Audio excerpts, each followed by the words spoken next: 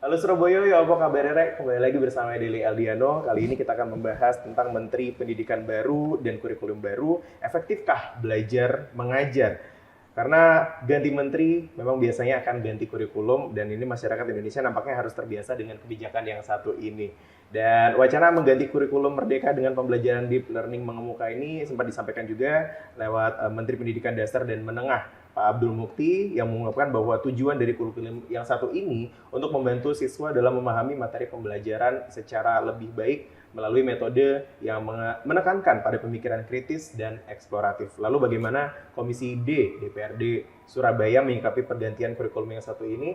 Sudah hadir bersama kami Mas Abdul Goni, anggota DPRD Surabaya. Ya, apa kabar Mas? Baik Mas Yudi. Oke, Mas, ini kita kan sebagai masyarakat awam sudah kenal betul dengan kurikulum sebenarnya yaitu kurikulum merdeka sebelumnya ya. Ini diperkenalkan yang baru kurikulum deep learning. Lalu Ya, sebenarnya apakah kurikulum deep learning itu, Mas? ya intinya begini, kita sudah mengalami perubahan banyak kurikulum. Mhm. Dulu di era saya masih kuliah, itu dulu KTCAP atau KTSP.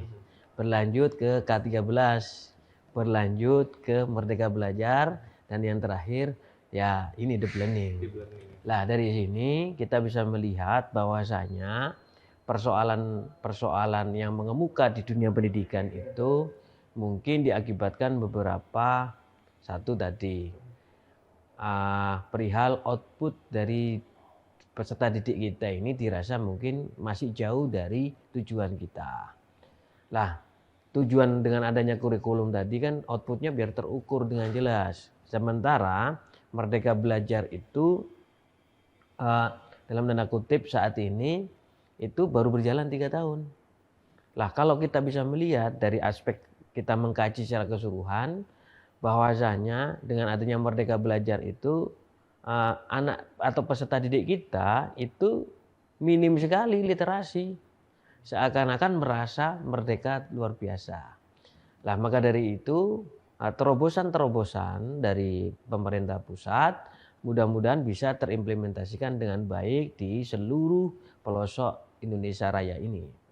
Itu yang kita harapkan. Lah, tadi barusan kita rapat bersama teman-teman Dinas Pendidikan menyikapi perihal ramenya di medsos persoalan deep learning ini. Makanya kita panggil tuh dari Dinas Pendidikan Kota Surabaya sejauh ini kesiapannya bagaimana perihal itu. Lah, di sini ada beberapa pertanyaan teman-teman, kesiapan-kesiapan itu yang kita utamakan adalah jangan sampai merusak local wisdom, merusak kearifan lokal sebagai arek Kota Surabaya ini yang jauh dari budayanya itu sendiri. Makanya kita utarakan betul kepada Dinas Pendidikan, kita harap Dinas Pendidikan punya konsep tersendiri. Nah tadi dirumuskan, disampaikan oleh Dinas Pendidikan Pak Yusuf, kita ini punya sekolah arek Pak, seperti itu. Lah dari komposisi itu kan dalam artian sebuah kolaborasi antara Merdeka Belajar yang dimana elemen dari deep learning itu ada 3. Di antaranya adalah mindful learning, ya kan, meaningful learning dan joyful learning. Jadi di mana murid ini menyadari keadaan yang berbeda-beda. Terus mindful learning mendorong murid berpikir dan terlibat dalam proses belajar. Terus yang terakhir adalah joyful learning mengedepankan kepuasan dan pemahaman yang mendalam. Dari sini tadi sudah diutarakan bahwasanya nanti output peserta didik kita itu nanti akan menghasilkan peserta didik yang satu kritis, yang dua paling tidak mentalitasnya harus seperti apa. Lah, kurikulum Merdeka Belajar ini seakan-akan anak itu dibebaskan secara keseluruhan. Sehingga ini yang menjadi mungkin kajian secara keseluruhan agar ada perubahan yang mendasar. Oke. Lalu Mas Goni ini kan dilihat dari kesiapan murid sekolahnya sendiri kalau tadi sudah kalau dari Dinas Pendidikan ya maupun pemerintah Kota Surabaya sedang mengkaji. Lalu bagaimana dengan kesiapan murid sekolah dasar dan menengahnya sendiri? Ini proses belajar mengajar kalau kurikulum selalu berganti 5 tahun ini seperti apa nanti anak pendidikannya ini? Ya kita kan paling tidak sejauh mana fungsi kita sebagai controlling, ya kan, termasuk budgeting maupun legislasi. Jadi apa yang kita lakukan seoptimal mungkin kita mendukung dalam artian nantinya generasi muda ini menuju generasi emas itu seperti apa. Karena perubahan teknologi ini pun juga kita tidak bisa bendung. Makanya tadi saya utarakan, contoh anak yang suka membaca semisal kita kasih dengan game, ya kan, game. Rata-rata pilih mana? Kan kadang lebih cenderung bermain game. Lah berarti teknologi pun juga kita harus siap menghadapi ini semua. Contoh, di era-era anak SD, anak-anak SMP, seringkali banyak bermain game semacam Mobile Legends dan sebagainya. Terus tokoh-tokoh itu kenapa tidak semisal disimbolisasikan dengan tokoh-tokoh lokal. Lah kita coba agar apa? Budaya kita ini benar-benar terjaga betul. Jangan sampai kurikulum ini semisal lebih cenderung budaya luar yang kita bawa masuk ke dalam ini. Karena memang berbeda dan corak karakteristik warga kita dengan warga luar. Lah, dengan adanya Merdeka Belajar ini coba kita lihat selama 3 tahun ini. Jadinya anak didik seperti apa? Apakah berpengaruh terhadap kenakalan anak remaja ataukah bagaimana? Maka dari itu tadi kita sampaikan agar persoalan ini benar-benar bisa terselesaikan dengan baik. Oke, Mas Goni, ini kalau sebelumnya kita dapat informasi Menteri Pendidikan Dasar dan Menengah sendiri menyatakan bahwa deep learning ini bukanlah kurikulum baru, lebih ke pendekatan belajar. Ini tanggapan dari Mas Goni seperti apa, Mas? Ya betul. Jadi melihat cuman kan ada kodifikasi yang baru. Jadi walaupun memang nanti kan semisal ada kalau di dalamnya ada UNAS-nya, ada seperti apa. Saya mendorong perihal itu. Kan beda dengan Merdeka Belajar. Di mana anak-anak ini dalam artian paling tidak dengan ada UNAS itu kan ada evaluasi. Sejauh ini bagaimana perkembangannya. Tapi jangan sampai ada kebocoran lagi. Ya kan seperti itu. Lah, kita sepakat bahwasanya pendidikan ini dipengaruhi oleh 3 hal. Yang mendasari ini semua siapa? Kalau enggak orang tua. Orang tua meletakkan dasar pendidikan itu seperti apa. Terus yang kedua adalah tadi sekolah. Yang terakhir adalah lingkungan. Nah, dari 3 segmen ini harus dalam artian terintegrasi dengan baik. Kalau nggak terintegrasi dengan baik, wah pasti jenengan bisa lihat anak kita mau jadi seperti apa. Contoh perihal angka perceraian yang ada di kota Surabaya. Saya sampaikan kepada Dinas DP3A BPKB. Saya ngomong, ada sekian ribu yang masalahkan bukan angka perceraiannya. Tapi bagaimana korban dari perceraian ini, yakni anak atau putra-putri itu. Tumbuh kembang mereka bagaimana. Itu yang menjadi sebuah persoalan. Nantinya mungkin bisa dilakukan pendampingan. Karena ini kewajiban kita bersama bagaimana membangun generasi muda ini nantinya melanjutkan tongkat estafet kepemimpinan ini. Oke, Mas Goni, ini aspek apa dari kurikulum deep learning yang dianggap masih perlu perbaikan atau penyesuaian oleh Komisi D DPRD Surabaya? Mengingat ini tadi masih dalam tahap pembicaraan dulu ya dengan Dinas Pendidikan Surabaya khususnya. Ya, kita coba menyiapkan contoh berkenaan dengan kurikulum Merdeka Belajar contoh. SDM-nya itu mumpuni tidak? Ya kan? Ada beberapa kekurangan dan ketimpangan-ketimpangan yang ada perihal persoalan Merdeka Belajar. Bedakan contoh di antara kota maupun kabupaten-kabupaten. Ya di desa-desa itu sekolah-sekolahan yang jauh itu kan sangat berbeda. Kesiapan kita ini menyambut semisal apa yang dibutuhkan deep learning ini, sarana prasarananya seperti apa, sehingga nantinya deep learning ini bisa take off dengan baik, ya kan? Jadi paling tidak bagaimana deep learning ini bisa mendarat dengan baik. Kan contoh saat ini kan semua orang tua kan mungkin risau. Perihal persoalan, waduh ini perubahan ada lagi. Tidak usah risau. Jadi intinya pemerintah pusat maupun pemerintah kota dengan adanya pembaharuan ini kita sambut dengan positif. Jadi tidak merubah secara apapun, tapi yang terpenting kita sudah tekankan bahwasanya local wisdom, kearifan lokal itu atau muatan lokal harus diutamakan. Harus diutamakan ya. Baik, kalau begitu sesaat lagi kita akan membahas bagaimana respon Komisi D DPRD Surabaya terhadap kurikulum baru ini. Jangan kemana-mana, sesaat lagi.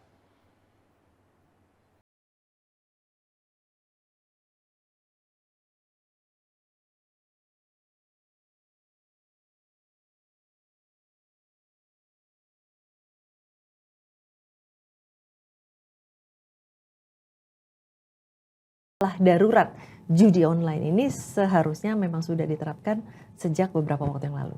Jadi memang darurat judi online ini memang sudah sejak lama terjadi begitu, tapi kemudian baru terasa terupnya itu adalah ketika ada 11 oknum pegawai Komdigi yang ternyata terlibat dari peredaran judi online begitu ya. Nah, ini juga kan yang menarik adalah judi online ini adiksi ya. Adiksi, kecanduan. Kenapa nih bisa jadi candu nih judi online? Apa sih menariknya begitu sampai akhirnya kemudian banyak sekali orang-orang yang bukan hanya kalangan berduit aja, tapi nyatanya orang-orang yang punya penghasilan rendah juga kecanduan nih judi online. Bahkan anak-anak. Bahkan anak-anak. Ini miris banget loh, Mbak. Ya, jadi orang dengan masalah adiksi itu memang ditengarai ada semacam gangguan atau penyimpangan di dalam fungsi kondisi psikologis, profil psikologisnya gitu ya, jadi terutama dari fungsi otaknya, di mana mereka tidak mampu mengendalikan dorongan-dorongan dari dalam dirinya untuk kemudian dia jadi terjebak di dalam perilaku yang berulang, bahkan sampai mungkin mengorbankan segala-galanya gitu ya.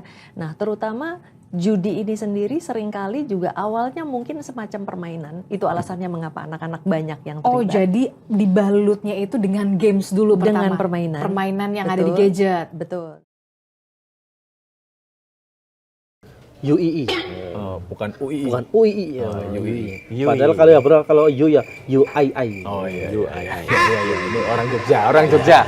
Guyonan lokal. Jogja, kita harap maklum aja. Podoboro Sleman. Artinya ketok desit. Nah, desit. Artinya SKPC enggak. Artinya bahwa kita tahulah getol banget pemberantasan judi online. Bahkan nggak kurang-kurang lah, kita sering siaran langsung. Dulu di pembagiannya gimana? Artinya ada direktorat khusus yang menangani itu, ada kedirjenan khusus atau apa yang soal Judi online. Ada dia di bawah Dirjen Aptika. Nah, di situ ada Direktur Pengendalian Aplikasi Informatika. Nah, direktur inilah yang mengendalikan dan mengawasi konten-konten negatif, termasuk di situ judi online, termasuk juga pornografi, sampai dengan radikalisme, konten yang nggak sehat buat anak dan sebagainya. Semuanya ada di situ. Nah, setelah jadi Komdigi kan pasti berlanjut tuh. Iya. Semangatnya memberantas judi online betul. Ada di wilayah mana secara kalau kita lihat tugas dan fungsinya, kemungkinan besar dia berada di bawah Direktur Jenderal Pengawasan Ruang Digital. Pengawasan.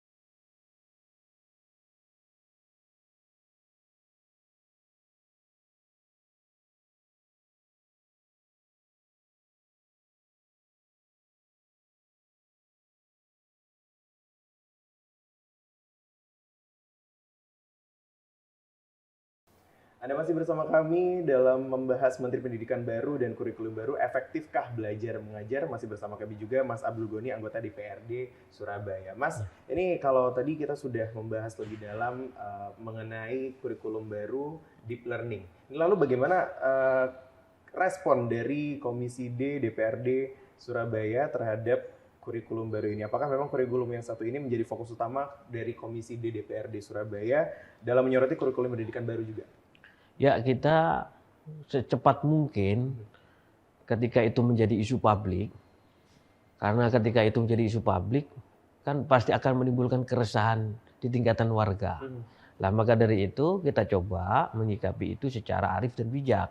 Makanya kita panggil Dinas Pendidikan selaku mitra kerja kami di tataran legislatif. Ya kan, bersama dengan eksekutif dalam artian melanjutkan tupoksi kita, tugas pokok fungsi kita ini memastikan apa? Mengontrol secara keseluruhan bagaimana Dinas Pendidikan ini menyikapi keberadaan kurikulum deep learning ini.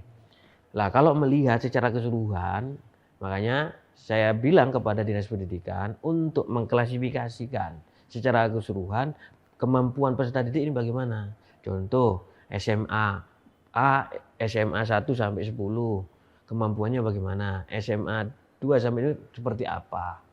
Termasuk sampai ke level paling bawah sendiri. Contoh hal yang sederhana kita tanyakan, Dinas Pendidikan ini mengampu mulai dari PAUD, mulai dari TK, mulai dari SD maupun sampai SMP. Dia itu kan bagaimana mencetak, mendidik anak hampir 13 tahun loh. Hampir 13 tahun.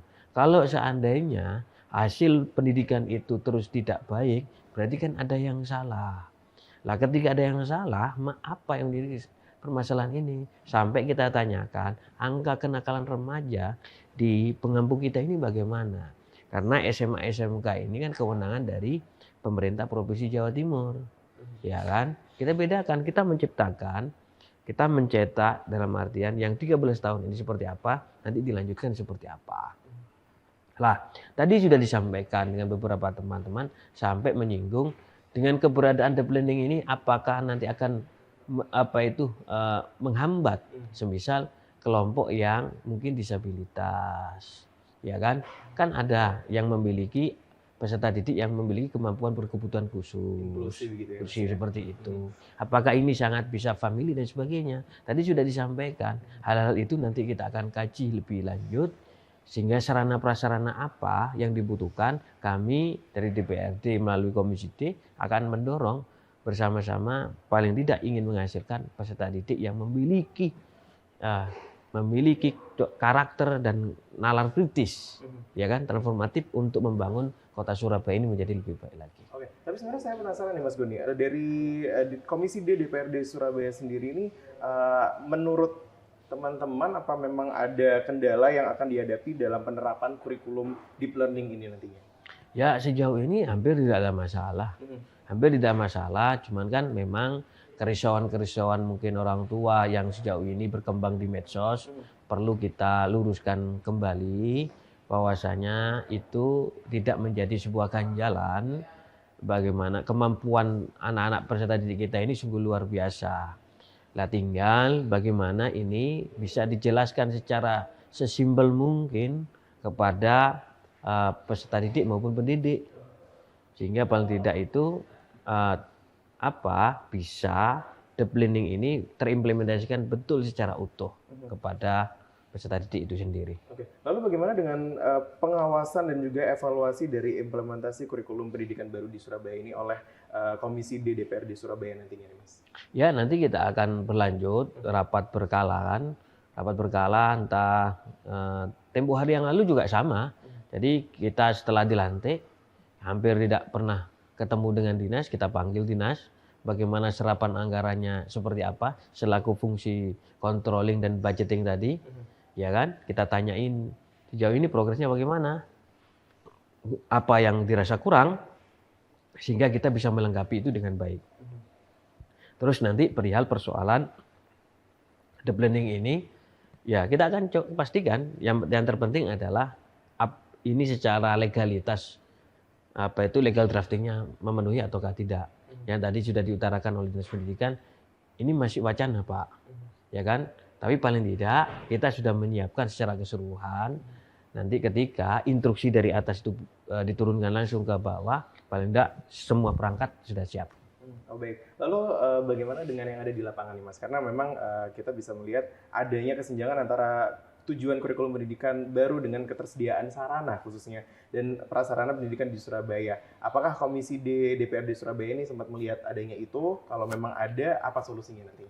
Ya, kita menyikapi contoh hal yang dielulukan oleh masyarakat itu satu persoalan PPDB, ya kan? Ketika ada PPDB, semisal persoalan zonasi dan sebagainya, penerimaan peserta didik baru itu bermasalah juga. Lah, perihal kurikulum ini sebenarnya kan hal yang sudah biasa, yang sudah kita berganti berulang kali. ya kan? Bagaimana pemerintah kota kita mendorong agar contoh di SD itu ada 263 sesuai dengan amanat Perda RPJPD yang pada waktu kami di Komisi C, Pansus itu didorong untuk menjadi 300 SD. Terus untuk SMP itu didorong dari 63 untuk menjadi 100 SMP se-Kota Surabaya. Sehingga persoalan-persoalan zonasi itu tidak lagi memusingkan warga Kota Surabaya yang memiliki anak-anaknya itu. Lalu bagaimana ini komisi di DPRD Surabaya sendiri nih ya Mas Goni bisa Ya. memastikan bahwa semua sekolah di Surabaya baik itu negeri maupun swasta nantinya bisa mengimplementasikan kurikulum pendidikan baru dengan baik. Ya, makanya selaku pengampu dari Dinas Pendidikan, kami berharap bisa melanjutkan tugas ini dengan baik agar implementasi kurikulum ini bukan hanya di sekolahan negeri saja, tapi juga di sekolahan swasta juga di lembaga itu.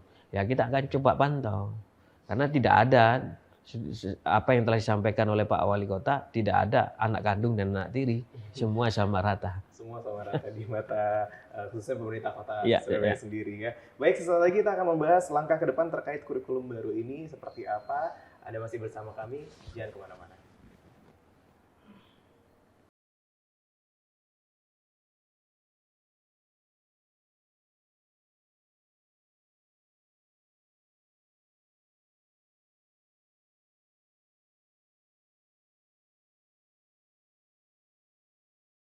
Tadi pertanyaannya adalah bagaimana bisa mendeteksi gitu ya. Yang jelas adalah kalau misalnya memang seseorang sangat terpaku dengan gadgetnya, itu yang pertama pasti kelihatan. Ya, yang dipegang itu nggak bisa lepas tuh dari gadgetnya. Gitu kan. Intens banget ya. Intens, kemana-mana dibawa gitu ya, ke dapur dibawa, kemana-mana Ke dibawa. kamar mandi dibawa. Kamar mandi dibawa, paling sering tuh di kamar mandi gitu ya, atau di kamar, di rumah, dan mungkin bahkan tidak tidur karena hanya bermain aja. Nah kemudian kembali lagi dari kecanduan itu tadi kan bisa dibedakan antara kecanduan yang gadget, kecanduan media sosial. Ada juga yang cuma browsing aja kan, atau mungkin ngirim-ngirim bunga dan lain sebagainya gitu ya. Atau yang memang ada permainannya gitu. Nah, lalu kemudian yang kedua adalah biasanya kemudian mereka tidak punya kegiatan lain, hanya melakukan kegiatan judi online ini gitu. Kurang sibuk gitu maksudnya. Kurang sibuk, kurang tergerak untuk melakukan apapun biasanya. Nah, itu mestinya sudah bisa dicurigai bahwa memang ada kecanduan, terutama adalah ketika mungkin dari sisi keuangannya, mungkin banyak minjem, kemudian mungkin ya kesulitan keuangan lah gitu. Nah itu udah pasti ada indikasinya. Nah terus kemudian ada berantem sama pasangan karena tadi uangnya kurang terus gitu. Jadi pasti ada masalah-masalah terkait dengan ini dari sisi kemudian waktu, tenaga yang hanya dicurahkan untuk kegiatan main saja, sampai dari sisi hubungan ya udah pasti, karena daripada bergaul atau bercengkerama dengan pasangan atau dengan keluarga, mereka akan lebih suka menghabiskan waktu untuk menekuni hobi judi online ini. Kami cukup berterima kasih karena kita bisa mengamputasi yang busuk-busuk yang ada di dalam gitu ya. Dan kita terus bekerja sama dengan kepolisian pastinya gitu untuk membongkar dan menelisik lebih dalam gitu sehingga didapatkan gambaran pola kerja jejaring ini bagaimana sehingga dia bisa penetrasi masuk sampai ke institusi-institusi pemerintah. Ya kalau kita lihat data PPATK bahkan menyebutkan begitu banyak ASN ya bahkan TNI Polri Ya, itu yang ikut bermain judi online. Jadi saya kira itu aja sudah memberikan warning buat kita. Kalau dari main kemudian menjadi pelaku atau apa itu kan dekat gitu ya. Nah di dalam Kominfo pada waktu itu namanya Kominfo kita juga sudah mendapatkan data PPATK itu. Kita juga sudah memberikan semacam hukuman buat sejumlah pegawai-pegawai Kominfo ya yang terlibat dalam permainan judi online ini. Tetapi ini memang cukup menyentak kita. Ada 10 ASN gitu ya yang terlibat dalam satu jejaring bisnis judi online ini.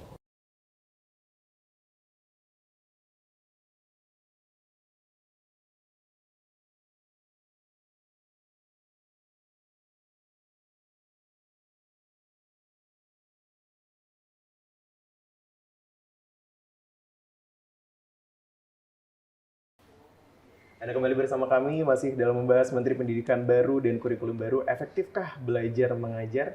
Masih bersama kami juga Mas Abdul Goni, anggota DPRD Surabaya. Mas, sebelumnya tadi kita sudah membahas lebih dalam tentang deep learning ini, lalu bagaimana implementasinya ini. Selanjutnya lebih ke pertanyaan saya, langkah ke depan terkait kurikulum baru ini. Dari Komisi di DPRD Surabaya sendiri, apakah ada rencana untuk memajukan rekomendasi perubahan kebijakan khususnya terkait kurikulum pendidikan baru kepada pemerintah Kota Surabaya, Mas? Ya, perihal persoalan kurikulum baru ini, sejauh ini kan memang belum ada instruksi dari pusat, termasuk perintah dalam melaksanakan perihal persoalan pembaruan kurikulum ini, yang dari Merdeka Belajar menuju ke deep learning ini. Ya, kita akan tunggu seperti apa. Tadi kita sudah menyampaikan hal-hal apa yang diperlukan dalam rangka mensukseskan kurikulum ini, sehingga nanti kita harapkan masyarakat tidak risau, lembaga-lembaga pendidikan baik swasta maupun negeri juga tidak merasakan hal yang sama. Jadi semuanya itu bisa fokus terhadap pengembangan peserta didik kita ini menjadi lebih baik lagi. Namun bagaimana dengan koordinasi tiap-tiap komisi di DPRD Surabaya sendiri? Karena kabarnya nih ya Mas ya, Komisi E sudah merespon dan mendukung kurikulum atau metode pembelajaran deep learning ini. Ya, di Komisi D dalam artian kita kan mendukung apapun, karena ini kan paling tidak yang terpenting itu kan ada kajiannya terlebih dahulu. Dari kesemuanya itu, kalau semisal tanpa ujuk-ujuk, tanpa ada kajian dan sebagainya, ya kan repot. Semua berdasarkan rasa suka kan repot. Ya kacau juga nanti malahan. Jadi kalau beberapa hasil evaluasi yang ada, kurikulum Merdeka Belajar itu paling tidak menurunkan minat baca peserta didik kita terhadap buku, terhadap literasi atau apapun. Lah dari situ mungkin bisa dilihat banyak kekurangan-kekurangan dari Merdeka Belajar itu mencoba disempurnakan. Bukan dengan keberadaan ini merubah secara keseluruhan, tidak. Lah paling tidak tadi sudah diutarakan oleh Dinas Pendidikan, ternyata Pak ada kodifikasi yang dalam artian Merdeka Belajar ini seperti ini, di sini ada. Lah berarti tinggal apa? Ya tinggal menyempurnakan saja. Ketika sebuah kebijakan ini sempurna, paling tidak bisa menghasilkan sesuatu hal yang lebih sempurna lagi. Lebih sempurna lagi ya. Oke, Mas Gani, ini kan rencananya kurikulum deep learning ini akan diterapkan di awal tahun 2025. Dan Mendikdasmen sendiri menekankan pentingnya pendidik memiliki persiapan matang termasuk pelatihan guru dan penyediaan infrastruktur. Dan melihat hal ini, apakah saya penasaran lebih ke langkah konkret yang dilakukan Komisi di DPRD Surabaya ini apa saja, Mas? Ya, makanya kan tadi saya sudah utarakan contoh sejauh ini anggaran kita ini dalam menyikapi itu bagaimana, ya kan? Lah ini bagaimana secara juris formalnya seperti apa? Lah kalau semisal ketika ada perubahan ini terus semisal anggarannya tidak berpihak kan repot juga. Makanya sebagai fungsi dari budgeting kita akan mencoba mengkomunikasikan lanjut dengan pemerintah kota. Sehingga keberadaan deep learning ini benar-benar apa yang tadi diutarakan bisa landing dengan baik. Terutama peserta didik tadi atau pendidik tadi yang nantinya itu bisa memiliki kualitas dan kemampuan untuk menyampaikan kepada peserta didik tadi. Sehingga apa yang diharapkan dari atau output dari deep learning itu benar-benar terwujud. Oke, baik. Karena Mas Gani tadi sempat menyinggung soal anggaran nih Mas. Ini bagaimana Komisi di DPRD Surabaya akan memastikan bahwa anggaran yang dialokasikan untuk pendidikan itu bisa cukup untuk mendukung implementasi kurikulum pendidikan baru nantinya? Ya, kita sudah sampaikan bahwasanya tempo hari yang lalu, beberapa hari yang lalu kita panggil perihal persoalan kita ini kan mau tutup anggaran nih. Kita mau tutup anggaran sejauh ini serapan anggarannya bagaimana sesuai dengan amanat mandatory spending di tingkatan dunia pendidikan ini kan 20%. Lah tempo hari lalu sudah sampai pada 20%. Ya tinggal mungkin ada sisa-sisa yang mungkin tidak terserap dengan baik. Lah padahal itu kan minimal. Lah jika dirasa itu memungkinkan untuk memang ditambah, ya monggo kita akan coba. Tapi kajiannya bagaimana? Ya paling tidak dalam artian APBD ini kan kita pertanggungjawabkan bersama terhadap warga dan masyarakat Kota Surabaya ini. Itu yang kita harus sampaikan. Lah kalau semisal akuntabilitas dan transparansi itu terjaga dengan baik, akan memunculkan yang namanya trust. Nah, trust kepada siapa? Kepada pemerintah dan seluruh stakeholder yang ada.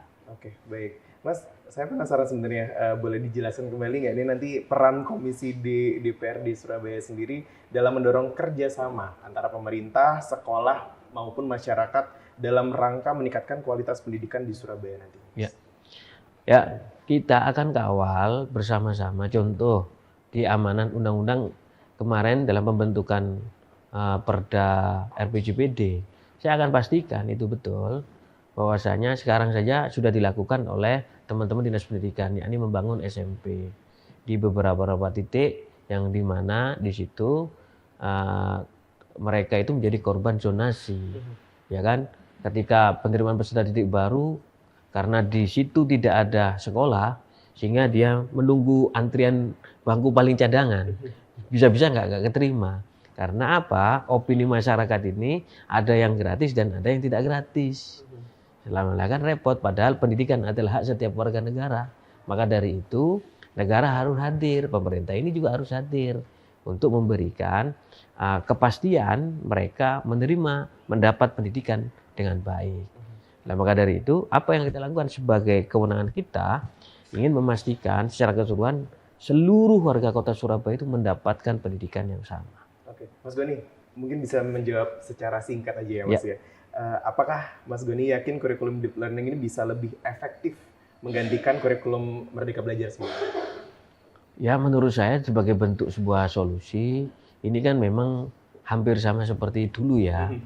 Hasil produknya kalau kita melihat sekarang, anak-anak muda kita ini cenderung letoy, cenderung mentalnya itu mental mungkin lah. Mudah-mudahan dengan keberadaan deep learning ini melalui dengan apa ya, bukan hanya transmisi pengetahuan saja, tapi mereka juga dihadapkan dengan dunia nyata, sehingga apa, kemampuan peserta didik ini menjadi lebih mantap, lebih kuat dan siap menghadapi perkembangan zaman. Baik. Terakhir Mas Goni bisa memberikan pesan maupun harapannya terhadap penerapan kurikulum deep learning nantinya ini khususnya untuk anak-anak maupun baik orang tua atau para pendidik juga.